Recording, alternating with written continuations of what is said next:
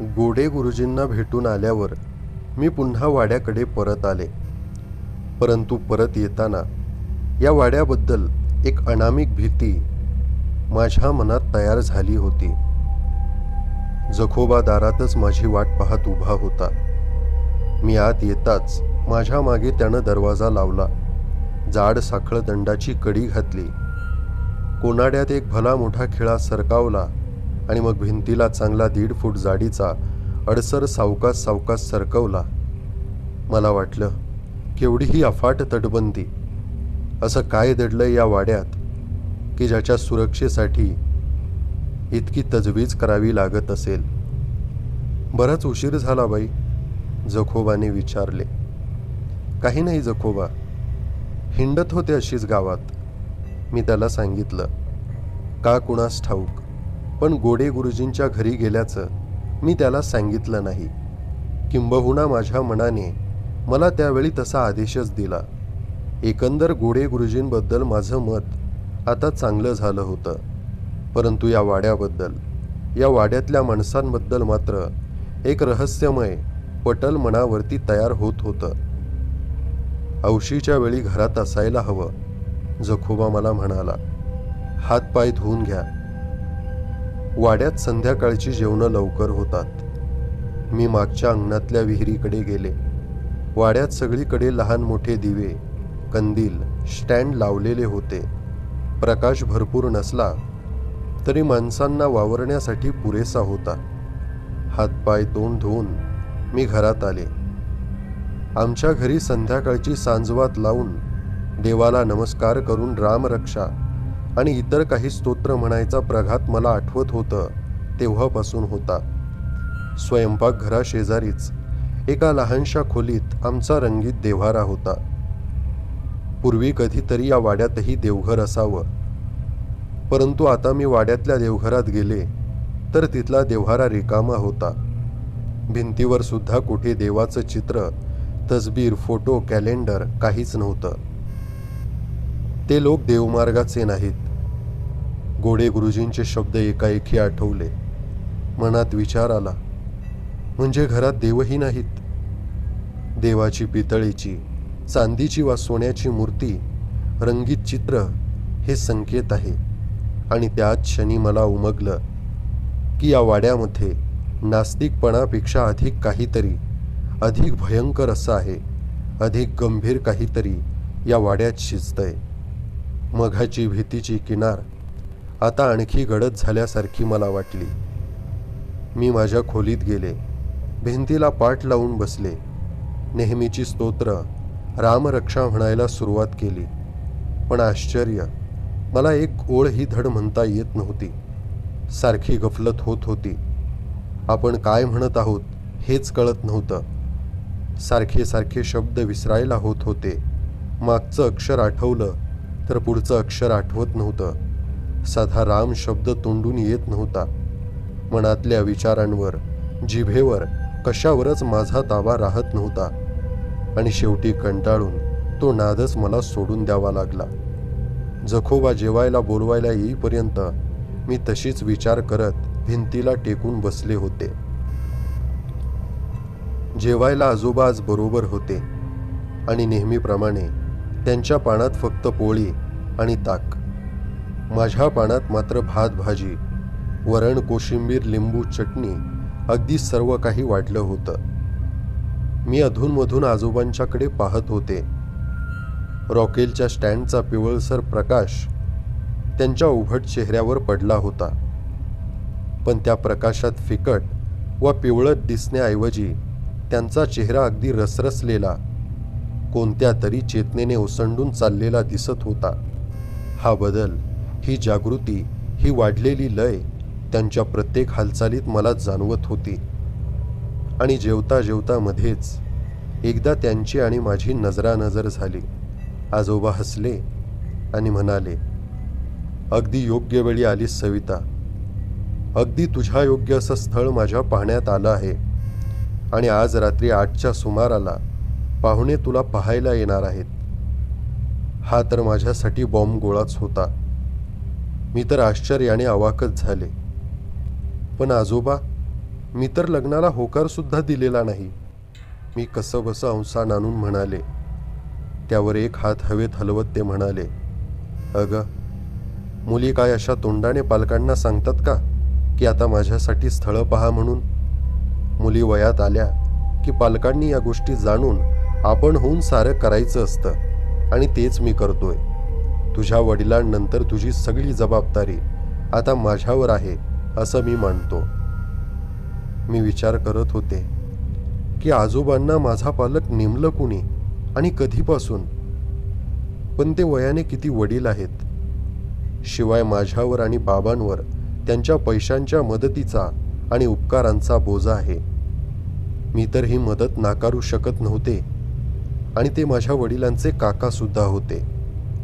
त्या क्षणी मी मनाशी एवढंच ठरवलं की आता जेवताना वादावादी नको. त्यांनी जे काय स्थळ आणलं असेल ते पाहण्याचं नाटक करून स्वतःच नकार द्यायचा. पण नंतर त्या घटनेतला एक चमत्कारिकपणा माझ्या लक्षात आला की पाहुणे मुलगी पाहायला येत आहेत, पण वेळ कोणती? रात्री 8 वाजता. हे सुद्धा अगदी चमत्कारिक होतं. माझी जेवणावरची वासना उडाली होती. पाण्यात वाढलं होतं तेवढं कसं तरी संपवून मी उठायला लागताच आजोबा म्हणाले, का ग सविता, आज भूक नाही वाटतं तुला? अगं, जिन्नस चांगले झालेत ना? मी म्हणाले, हो आजोबा, जिन्नस अगदी चांगले झालेत, पण आज जास्त नकोसं वाटतंय. मी उठून बाहेर आले. हात धुवून माझ्या खोलीत येऊन बसले. मला एकदम वाटायला लागलं होतं की घटनांनी काही वेगळंच आणि विचित्र मार्ग घेतलेला आहे, आणि एकाएकी मला माझा परकेपणा, अननुभवीपणा, एकटेपणा आणि या वाड्याचा भीतीदायकपणा जाणवायला लागला. दारापासूनच जखोबाची हाक आली, मालक, मालक बोलावतायत बाईसाहेब. मी दचकून मनगटावरच्या घड्याळात पाहिले. 8 वाजत आले होते. मी खोलीबाहेर आले. अगदी 8 वाजले होते तरी मध्यरात्र झाल्यासारखा अंधार आणि शांतता आजूबाजूला पसरली होती. कदाचित कृष्ण पक्षातली रात्र असावी. मधल्या अंगणात दिवा नव्हता. फक्त समोरच्या आजोबांच्या खोलीतला अंधूक पिवळसर प्रकाश मला दिसत होता. पाऊल पाऊल सांभाळून टाकत मी तिथपर्यंत पोहोचले. कोण? सविता का? ये ये. आतून आजोबांचा आवाज आला. मी आत गेले. बाहेरच्या पुस्तकांच्या खोलीत 3 खुर्च्या एकमेकांशी काटकोनात ठेवल्या होत्या. एका खुर्चीवर आजोबा बसले होते. मी आत येताच त्यांनी मला उजव्या हातच्या खुर्चीत बसायची खूण केली, आणि मग ते आपल्या खुर्चीवरून उठत म्हणाले, मी बोलावतो हा त्यांना. खोलीत कसला तरी उग्र दर्प पसरला होता. अपरिचित वास. अगदी 5-7 सेकंदातच माझं डोकं भणभणायला लागलं. शरीरात एक प्रकारचा बधीरपणा यायला लागला. मनात सारखा विचार येत होता, जे होत आहे ते काही योग्य वाटत नाही. पण हा जास्तीचा विचार सुद्धा आता मनाला पेलवत नव्हता. खोलीतल्या एकमेव स्टँडचा प्रकाश सुद्धा प्रखर, डोळे दिपवणारा वाटायला लागला. डोळे किलकिले करूनच या खोलीतलं सगळं काही आता पाहावं लागत. आतल्या खोलीतून आजोबा आले. त्यांच्या मागोमाग आणखी कोणीतरी खोलीत आलं. ऐकणं, पाहणं, समजणं, ध्यानात ठेवणं या सर्व क्रिया मला क्षणाक्षणाला अशक्य होत चालल्या होत्या. माझ्या समोरच्या खुर्चीत कोणीतरी बसलं होतं एवढं मला आता दिसत होतं. कपडे, चेहरा, शरीरयष्टी सारं काही माझ्या डोळ्यासमोर असूनही ते सारखं थरथरत होतं. त्यामुळे मला स्पष्ट अशी कल्पना येत नव्हती. आजोबा काहीतरी बोलत होते. नाव नाव असं काहीतरी म्हणत होते. काही नाव सांगितलं असलं तरी माझ्या ते अजिबात लक्षात नाही. त्या चमत्कारिक भेटीतलं मला काहीच आठवत नाही. मी काही बोललेही असेन, पण मला नाही माहीत. आजोबा म्हणत होते, मी त्या बैठकीत होकार दिला. हे शक्य आहे की मी तिथे हो म्हटलंही असेल, पण एवढंही नक्की आहे की मला त्या ठिकाणी काहीच समजत नव्हतं. एखाद्या अर्धवटासारखी माझी अवस्था झाली होती. आजोबा जे जे सांगतील ते मी आज्ञाधारकपणे करीत होते. समोरच्या खुर्चीत जे कोणीतरी बसलं होतं ते मध्येच केव्हा तरी उठून गेलं. निदान मला तरी खुर्ची रिकामी दिसत होती. हलणारं चक्र सावकाश सावकाश मंदावत मंदावत शेवटी स्थिर व्हावं आणि सर्व जाणीवा स्पष्ट व्हाव्या, तसं माझ्या जाणीवांचं भिरभिरतं चक्र स्थिरावलं. स्पर्श, ध्वनी, दृष्टी, गंध या सर्व जाणीवा पता पूर्ववत झाल्या. मी आजोबांना पाहिलं. ते माझ्याकडे पाहून मनमोकळेपणाने हसत होते. छान छान सविता, आजोबा म्हणाले. मला वाटलंच होतं की समंजसपणाने शहाण्यासारखी वागशील तू. आणि मी म्हणाले, आजोबा, इथे आता नक्की झालं तरी काय, आणि मी काय शहाण्यासारखं वागले? मोठ्या नवलाच्या आवाजात आजोबा म्हणाले, अगं, आत्ताच तू लग्नाला होकार नाही का दिलास? आणि मी ताडदिशी उभी राहिले. आजोबा, तुम्ही वडील आहात म्हणून मी काही बोलले नव्हते. मी विवाहाचा अजून विचारही केलेला नाही, आणि आत्ताच्या क्षणी तर त्याच्या इतकं माझ्या मनापासून दूर काहीही नाही. मी इथं आले ते केवळ तुमच्या पत्रामुळे आले, विवाहासाठी नाही. माझी कसलीही जबाबदारी तुमच्यावर टाकावी अशी माझी आता अजिबात इच्छा नाही. जसं जमेल तसं माझं आयुष्य मी शहरात जाऊन जगणार आहे. मला वाटतं तुमचा प्रथमपासूनच काहीतरी गैरसमज झालेला दिसतो आहे. अगदी कोणत्याही गोष्टीमध्ये तुम्ही माझी परवानगी घेतलेली नाही. आजोबा, मी आता सज्ञान झाले आहे. या खोलीत आल्या आल्या मला चक्कर आल्यासारखं झालं होतं. इथे काय झालं ते मला काहीही आठवत नाही. पण एक गोष्ट नक्की की मी कोणालाही विवाहाला होकार दिला असेल हे शक्यच नाही. अजूनही आजोबा माझ्याकडे पाहून हसतच होते. एक हात आतल्या खोलीकडे करीत ते म्हणाले, तू त्यांना आपल्या स्वतःच्या तोंडाने हो म्हटलं आहेस. आता जर नाही म्हणायचं असेल तर आत जा आणि त्या पाहुण्यांना तसं सांग. ते आत आहेत का? मी नवलानं विचारलं. हो, आत आहेत, जा तू. त्यांचा हात अजूनही आतल्या खोलीची वाट दाखवित होता. तावातावाने मी त्या खोलीत आले. आधी मला वाटलं खोलीत दिवाच नाही. मग मधल्या मेजावरची लहान चिमणी दिसली, पण ती खोली रिकामी होती. म्हणजे कदाचित ते पाहुणे आतल्या खोलीत असणार. आतल्या खोलीचं दार मला उघडं दिसत होतं, पण आतल्या खोलीत इथल्यापेक्षाही कमी उजेड असावा. तिथे काहीही दिसत नव्हतं. मनावर अजूनही रागाचा ताबा होता. तशीच ताडताड चालत मी आतल्या खोलीच्या दारापाशी गेले. पण दारातून आत पाहिलं तर आधी आत काही दिसेच ना. खोलीत आजोबांचा पलंग होता, एवढं मी सकाळी पाहिलेलं होतं. त्या पलंगाच्या पायाशी भिंतीजवळ कोणीतरी उभं होतं. पाठमोरं असावं असं वाटत होतं. एकाएकी मघासारखा गोंधळ पुन्हा सुरू झाला. काहीतरी सांगायचं होतं, काहीतरी करण्यासाठी मी इथे आले होते, पण काय तेच मला आठवत नव्हतं. काहीतरी नको नको सांगायचं होतं. हा विवाह विवाह नको हे सांगायचंय.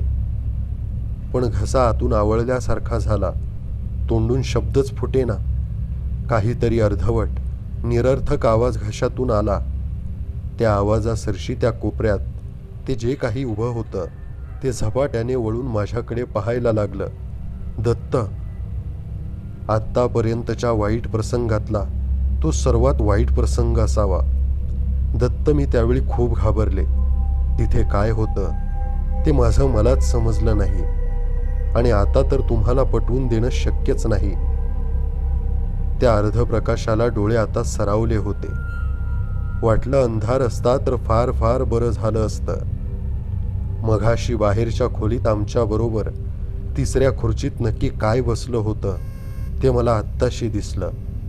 काटक्यांसारख्या अत्यंत क्रूश पायांवर ते उभं होतं.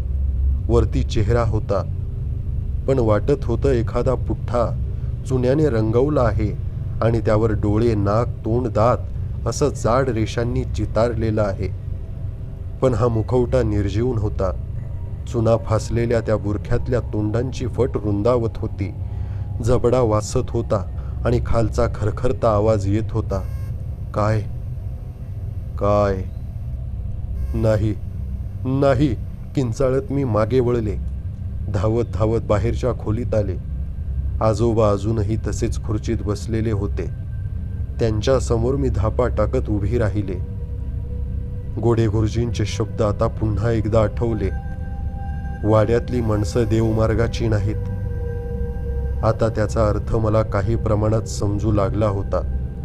हा काहीतरी अतिभयानक कट होता. त्यात आजोबा होते, जबडे होते, जखोबा होता आणि शिवाय आणखी कोणीतरी होतं, जे आता आजोबांच्या आतल्या खोलीच्या कोपऱ्यात खसखसत उभं होतं. अपशब्दांनी, रागाने आदळआपट, आरडाओरडा करून आता काहीही साध्य होणार नाही हे एव्हाना माझ्या लक्षात आलं होतं. सर्व वाड्यात मी, आजोबा आणि जखोबा, त्यांचे आणखीही कोणी कोणी साथीदार असतील, मला याची काहीच कल्पना नव्हती. आता कोणत्याही मार्गाने सुटका शक्य नाही. मी विचार केला की आता सकाळची वाट पाहिली पाहिजे. ते घोडे गुरुजी आता एकदम एखाद्या रक्षणकर्त्यासारखे मला वाटू लागले होते. मनातला विलक्षण गोंधळ मी कसा तरी आटोक्यात आणला. आजोबा, आता मला काही सुचत नाहीये.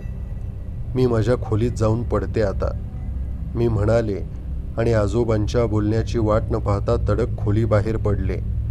मधलं अंगण कसं तरी ओलांडलं. खोलीत आले. आतून दाराला कडी लावली. दिवा तसाच ठेवला आणि सरळ बिछाणा गाठला. दत्त, त्यावेळची परिस्थिती खरंच भयानक होती. मी त्यावेळेस कशी वाचले ते माझं मलाच माहीत. दुसऱ्या सकाळची पहाट उजाडेपर्यंत ते 12-14 तास माझ्या आयुष्यातले सर्वात वाईट होते. इतक्या वर्षानंतरही मी ती आठवण अजिबात विसरू शकत नाही. त्या रात्री खरोखर काय झालं माझं मला सांगताच येत नाही. शहरातल्या गजबजाटानंतर ती विलक्षण शांतता मला सतत जाणवत होती. मध्येच एखादी डुलकी लागली असली पाहिजे. पुन्हा डोळे उघडले तेव्हा आसपास अंधार होता. मला वाटलं दिवा विझला असावा, पण तरीही खिडकीचा अस्पष्ट चौकोन दिसायला हवा होता. पण मला मात्र काहीच दिसत नव्हतं. शांतता तर आणखी खोल, गडद झाली होती. काहीतरी आवाज, पानांची सळसळ, रातपक्ष्यांची किंचाळी, कुत्र्याचं भुंकणं कानावर यायला हवं होतं. पण नाही दत्त. सर्वत्र विलक्षण शांतता होती. माझ्या मनात शंका आली. मी जागी तर आहे ना, की झोपेतच एखादं स्वप्न पाहते? कदाचित संध्याकाळच्याच त्या भयानक अनुभवाची ही प्रतिक्रिया असेल. ते लोक देवमार्गाचे नाहीत, गोडे गुरुजी मला म्हणाले होते. इतका वेळ ऐकू येत नसलेला स्त्री पुरुषांचा सामूहिक आवाजातला एक घोष कानांवर आला. लांब लांब हेल काढून पुन्हा पुन्हा उच्चारलेल्या काही स्वरपंक्ती, खालीवर होणारे आवाज. ते ओरडणारे लोक कुठे दूर नव्हते. वाटत होतं आसपासच हा गलबला सुरू आहे. एकाएकी आवाज थांबला. पण मी एकटी नव्हते. आसपास इतरही कोणीतरी असावं. ते आपापसात काहीतरी कुजबुजत होते. मला स्पष्ट ऐकू येत होतं. आली का ती? हीच का ती? हीच का ती नवी नवरी? वा वा, छान आहे. आता मजा येणार हा. वा वा. त्या आवाजातली बिभत्स लालसा, वखवकणारी वासना कशी वर्णन करून सांगू दत्त? स्वप्नच असलं पाहिजे ते, पण किती भयानक, किती भयंकर, किती अमानवी. मला एकदम जाग आली किंवा जाग आल्यासारखं वाटलं. असं वाटलं की आपण कोणत्या तरी ओलसर गारेगार बंद जागेत आहोत. पण मला कोणीतरी मागे ओढत होतं. नाही नाही, एवढ्यात नाही. मूर्खांनो, अजून रिंगणातलं नाव ठेवायचं आहे ना.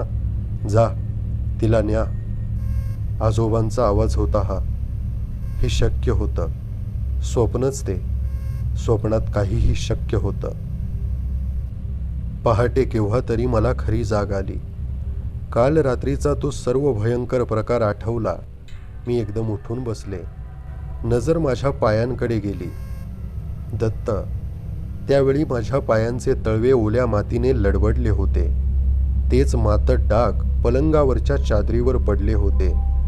मी रात्रीत कोठे गेले होते? झोपेत तर चालले नाही ना? पण अशी ओली माती फक्त अंगणाच्या कडेच्या फुलांच्या वाफ्यात होती. कारण वाड्याचं अंगण तर फरसबंदी होतं. कदाचित भिंतीच्या कडेकडेने चालले असेन आणि कालच्या संध्याकाळच्या तो पाहण्याचा फार्स, या दोन्हीतूनच मनात ते विलक्षण स्वप्न साकारलं असलं पाहिजे. त्याखेरीज त्यावेळी या घटनांचं दुसरं स्पष्टीकरण माझ्याजवळ तरी नव्हतं. मी विचार करत होते की आजोबांचा हा नक्की काय प्रयत्न चालला आहे. कोणा चेहरा रंगवलेल्या म्हाताऱ्याच्या गळ्यात मला कशासाठी बांधायची? मी काय लक्षाधीशाची वारसदार थोडीच होते की माझ्यासाठी त्यांनी अशी कारस्थानं रचावी. पण एक गोष्ट उघड झाली होती की या असल्या घरात यापुढे एक सेकंदही राहणं मला सर्वस्वी अशक्य होतं. मी उठले, कपडे सारखे केले, खोलीतल्या माझ्या वस्तू बॅगेमध्ये भरल्या आणि तडक बाहेर आले. स्वयंपाकघरात जखोबाचं काहीतरी चाललं होतं. माझ्या पावलांची चाहूल लागताच त्याने वर पाहिलं. माझ्या हातातली बॅगही त्याला दिसलीच होती. पण काही न बोलता तो परत आपल्या कामाला लागला. जखोबा, मी जराशा रागाने म्हणाले, मी आता हा वाडा सोडून चालले आहे. आजोबा उठले की त्यांना सांग की सविता सकाळीच शहरात निघून गेली. बाई, मालक केव्हाचेच उठले आहेत. त्यांना तुम्ही स्वतःच जाऊन सांगा की. जखोबा त्याच्या खरखरत्या आवाजात मला म्हणाला आणि मी पुन्हा म्हणाले, त्यांना सांगायची काही आवश्यकता नाही. तू माझा निरोप पोहोचव म्हणजे झालं. जखोबा काहीच बोलला नाही. मी ओसरीवर आले, तिथून मोठ्या दारापाशी आले आणि तिथे मात्र मला थांबावं लागलं. मोठ्या दाराला आणि दिंडी दरवाजाला दोन्हींना भक्कम कुलपं होती. माझा वाड्याबाहेर पडण्याचा एकमेव मार्ग आजोबांनी आता बंद करून टाकला होता.